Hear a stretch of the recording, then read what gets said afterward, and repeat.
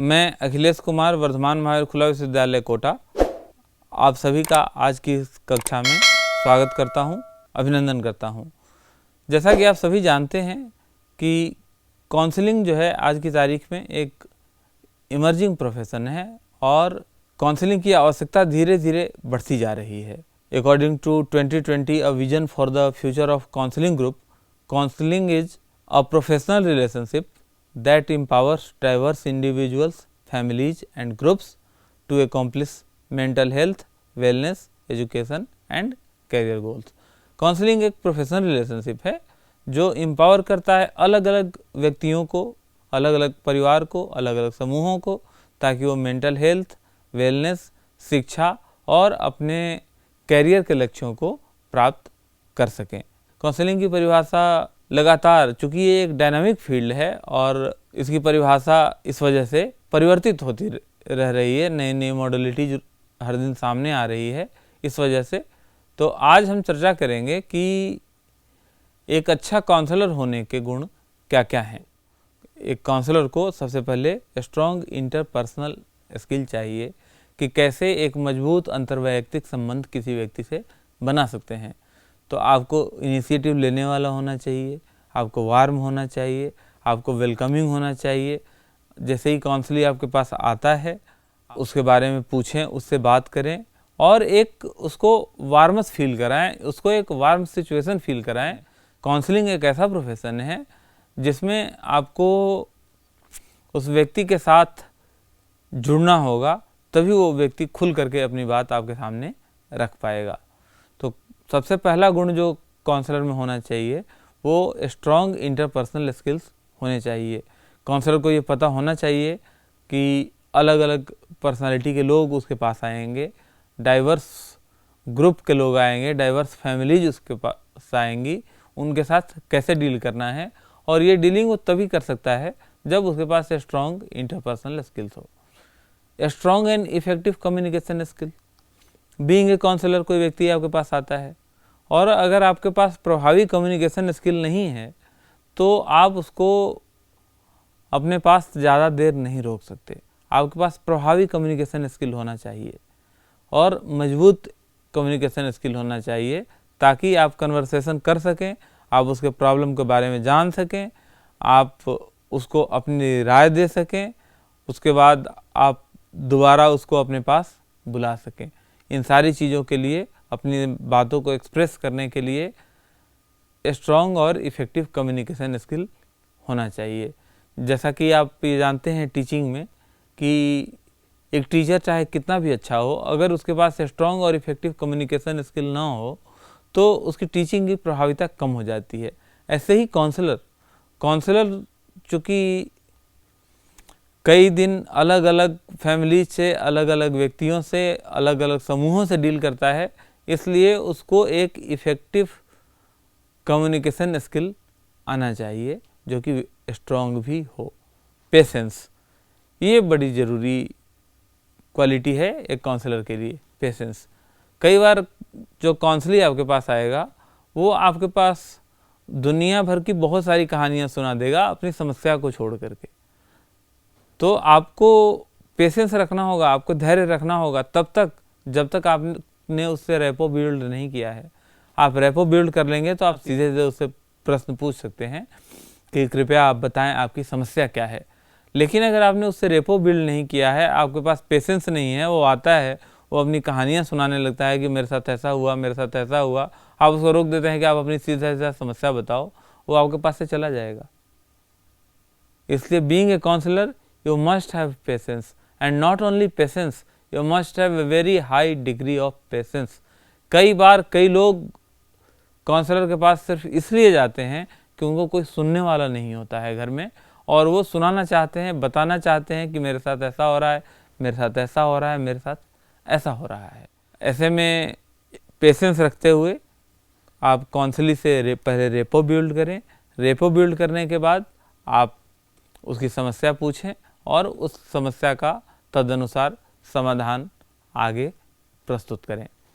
Warmth होना चाहिए। Counsellor को हमेशा एक वेलकमिंग पर्सनालिटी का होना चाहिए कि सामने वाला आए तो आने के बाद ही उसकी आधी समस्या दूर हो जाए, सामने वाला देख करके ही आपको खुश हो जाए कि हम एक अच्छी जगह आए हैं, एक सही जगह आए हैं। और ये तभी हो सकता है जब आप एक वार्मथ रिलेशन से उससे पेश आएँ। केयरिंग, एक काउंसलर को केयरिंग होना चाहिए, बहुत केयरिंग होना चाहिए। कोई व्यक्ति आया है तो उसको केयर करना चाहिए कि इस व्यक्ति को क्या चीज़ पसंद आ रही है, क्या चीज़ पसंद नहीं आ रही है, क्या ये व्यक्ति कहना चाहता है, क्या ये व्यक्ति छुपाना चाहता है। कई बार ऐसी भी चीज़ें होती हैं कि काउंसलर चूँकि प्रोफेशनल रिलेशनशिप है तो व्यक्ति जाता है काउंसलर के पास और काउंसलर से रेपो डेवलप होने में समय लगते हैं, 4, 5, 6, वो व्यक्ति पर डिपेंड करता है कि वो व्यक्ति कैसा है, इंट्रोवर्ट है, एक्सट्रोवर्ट है। लेकिन कई सेशन लग जाते हैं काउंसलर के साथ व्यक्ति को जुड़ने में। ऐसे में काउंसलर को बहुत ही केयरिंग होना चाहिए। कई बार व्यक्ति सोचता है कि कुछ ऐसी समस्याएं हैं मेरे पास जो मैं इस व्यक्ति को बता दूं और वो सार्वजनिक हो जाए तो मेरे लिए समस्या खड़ी हो सकती है, और ऐसे में वो व्यक्ति अपनी वो समस्या बताएगा नहीं। समस्या बताएगा नहीं तो समाधान आप ढूंढ नहीं पाएंगे और ना उसको एम्पावर कर पाएंगे, ना उसको मेंटल हेल्थ दे पाएंगे, ना उसकी वेलनेस कर पाएंगे। इसलिए being a counsellor you must be a caring person, और not only caring person, very caring person. Good sense of humour. बातचीत के क्रम में जैसा कि आप जानते हैं कि काउंसलर जब भी आपके पास आएगा तो आप बातचीत के थ्रू ही जानेंगे कि उसकी समस्या क्या है, और जब बातचीत के थ्रू आप समस्या जानेंगे तो स्ट्रॉन्ग और इफेक्टिव कम्युनिकेशन स्किल के लिए आपका सेंस ऑफ ह्यूमर बहुत अच्छा होना चाहिए। अगर आपका सेंस ऑफ ह्यूमर बहुत अच्छा होगा तो वो व्यक्ति आपके पास बैठना पसंद करेगा, आपको सुनना पसंद करेगा, आपके साथ अपनी चीज़ें शेयर करना पसंद करेगा। और अगर आपका सेंस ऑफ ह्यूमर बहुत अच्छा नहीं होगा, बहुत र्यूड पर्सनालिटी के व्यक्ति अपने आप को वहाँ पर शो करेंगे तो वो आपके पास बैठना पसंद नहीं करेगा, वो आपके पास आना पसंद नहीं करेगा, तो वो आपके पास काउंसलिंग के लिए क्यों आएगा। फ्रेंडलीनेस ज़रूरी है काउंसलर के लिए, फ्रेंडलीनेस, क्योंकि काउंसलिंग एक ऐसा प्रोफेशन है जिसमें एक व्यक्ति के पास समस्या होती है, दैट इज काउंसलिंग। एक व्यक्ति के पास समस्या का समाधान कई बार होता भी है, कई बार नहीं भी होता है, लेकिन वो समस्या का समाधान करने की कोशिश करता है उसी व्यक्ति के प्रयासों से, उसी व्यक्ति को एम्पावर करता है जो व्यक्ति समस्या लेकर के आता है। काउंसलिंग के प्रयासों से काउंसलिंग की समस्या दूर करने में मदद करता है काउंसलर। तो उसकी समस्या जानने के लिए, उससे रेपो बिल्ड करने के लिए, उसको आगे का सजेशन देने के लिए, उसका फॉलोअप करने के लिए एक काउंसलर के लिए फ्रेंडलीनेस होना अति आवश्यक है। अगर वो फ्रेंडली नहीं है, वो खुद अकेले रहना चाहता है, किसी को देखना नहीं चाहता, किसी के साथ दोस्ती नहीं करना चाहता, देन वो काउंसलिंग कैसे कर पाएगा? He can not do counselling. एक और बात जो बड़ी महत्वपूर्ण है कि काउंसलर जो है उसको कैसा होना चाहिए? जेन्युइन होना चाहिए, सच्चा होना चाहिए। काउंसलर ऐसा ना हो कि काउंसली आज आए और काउंसलर उससे झूठ बताए, काउंसलर उसको खुश करने के लिए बता दे कि नहीं नहीं आपकी ये समस्या बहुत छोटी है। मान लीजिए कोई काउंसली आता है, बड़ी समस्या लेकर के आता है जिसका समाधान आप सोच रहे हैं, लेकिन चूंकि आप सोच रहे हैं कि ये समस्या अगर बड़ी बता देते हैं तो ये आदमी मेरे पास से भाग जाएगा, इसलिए आप उसको झूठ बोल देते हैं कि नहीं नहीं ये तो बहुत आसान काम है, ये तो ठीक हो जाएगा। एग्जाम्पल के रूप में कोई इंटेलेक्चुअल डिसेबिलिटी का बच्चा आता है जिसको कि सीवियर या प्रोफाउंड इंटेलेक्चुअल डिसेबिलिटी है और आपके पास आता है, वो आपसे काउंसलिंग पूछता है, आप उसको बताते हैं कि नहीं नहीं ये तो ठीक हो जाएगा, बस ये तो कुछ दवाइयाँ खाएगा ये ठीक हो जाएगा। आप झूठ बोल रहे हैं, और आप झूठ बोल रहे हैं, आप सच्चे नहीं हैं, तो कभी भी आपका काउंसलिंग प्रभावी नहीं होगा, क्योंकि उस व्यक्ति को फ़ायदा ही नहीं होगा। जिस प्रकार एक झोला छाप डॉक्टर कुछ समय के लिए चलता है, बाद में वो बाहर हो जाता है अपने प्रोफेशन से, और वो इसीलिए बाहर होता है कि वो जेन्युइन नहीं होता। तो जेन्युइननेस बहुत ज़रूरी है आपके लिए कि आप जो भी बोले सच बोलें। हाँ, हमेशा याद ध्यान रखें, संस्कृत में भी कहा गया है सत्यम ब्रूयात प्रियम ब्रूयात न ब्रूयात सत्यम अप्रियम। सच बोलें, प्रिय बोलें, अप्रिय सत्य न बोलें। इतना कड़वा सत्य न बोलें कि उस परिवार को बर्दाश्त न हो पाए, उस व्यक्ति को बर्दाश्त न हो पाए, उस समूह को बर्दाश्त न हो पाए। लेकिन जब भी बोलें सत्य बोलें, सिंसियर होना चाहिए, नो डाउट कि सिंसियर होना चाहिए। आपने समय दिया है कि साहब आप 9:30 पे आप हमारे यहाँ पधारो, लेकिन चूंकि आप एक काउंसलर ठहरे और एक प्रसिद्ध काउंसलर ठहरे। कई बार माना जाता है कि आदमी को प्रसिद्धि तब मिलती है जब वो समय के बाद आता है। आप एक प्रसिद्ध काउंसलर ठहरे तो आपने उसको टाइम दिया 9:30 का और आप पहुंच रहे हैं 10:30 पे। तो ऐसे में धीरे धीरे धीरे धीरे काउंसलिंग जो है ऐसे काउंसलर के पास जाना छोड़ देगा, बंद कर देगा। काउंसलर को ऑथेंटिक होना चाहिए। ऑथेंटिक का पर्पस ये कि आपके पास प्रॉपर काउंसलिंग की ट्रेनिंग होनी चाहिए।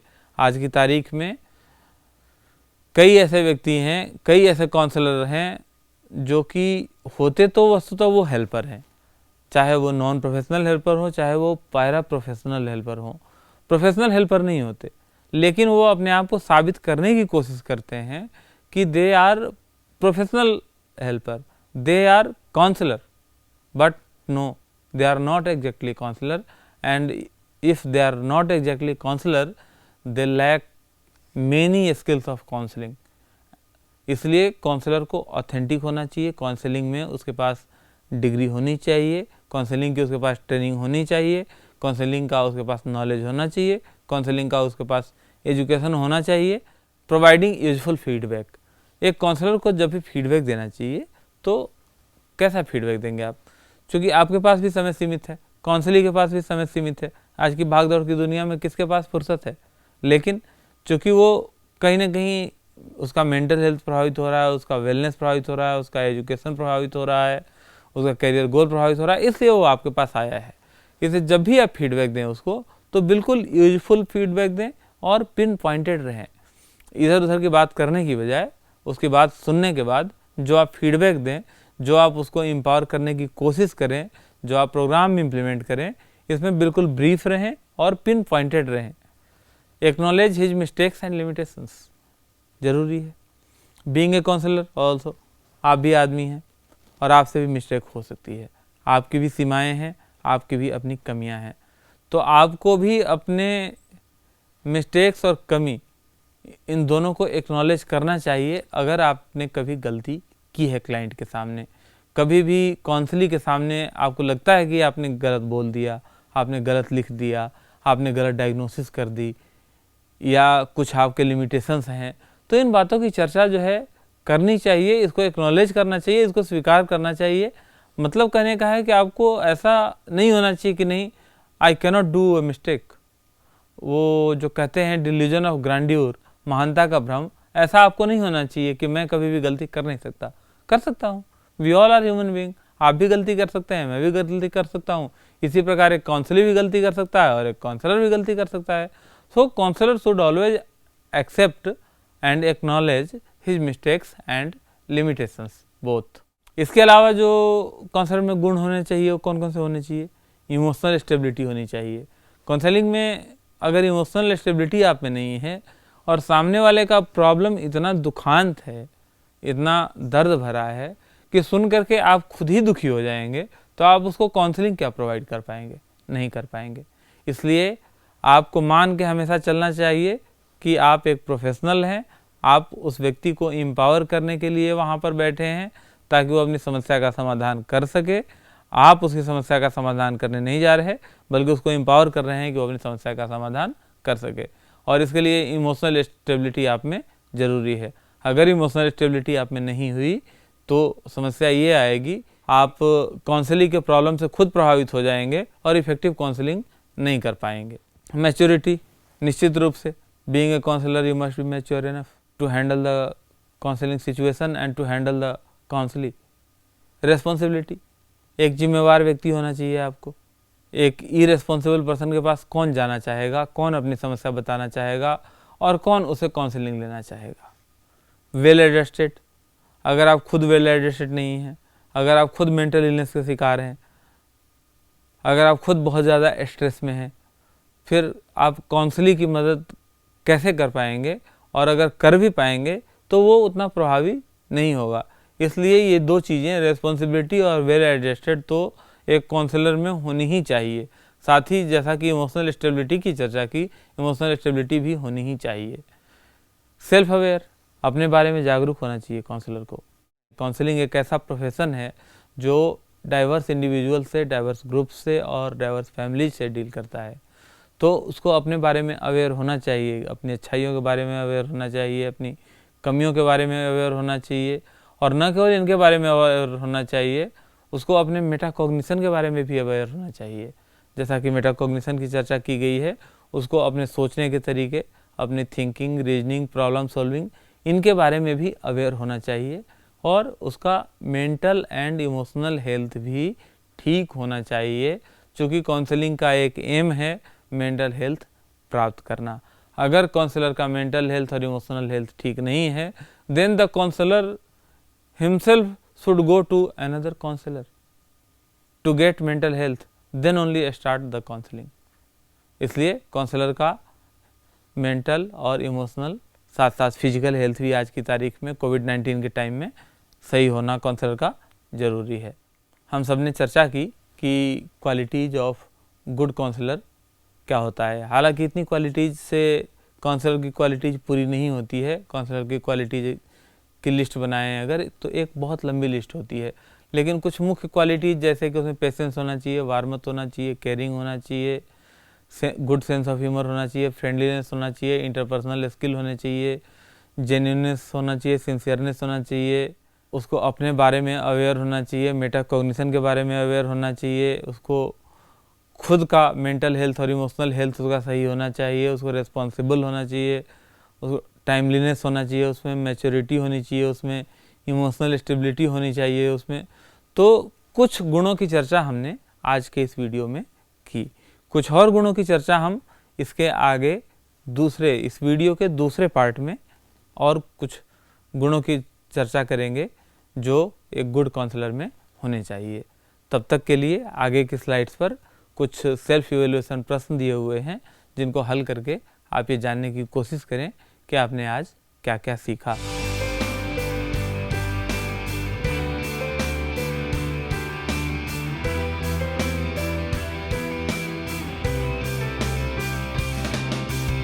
मैं आपसे निवेदन करूंगा कि आप हमारे चैनल VMOU ऑनलाइन को सब्सक्राइब करें, ताकि आपको इस प्रकार के ज्ञानवर्धक वीडियो प्राप्त होते रहें और अप्रत्यक्ष रूप से आप हमारे संपर्क में भी बने रहें। बहुत बहुत धन्यवाद एवं आभार।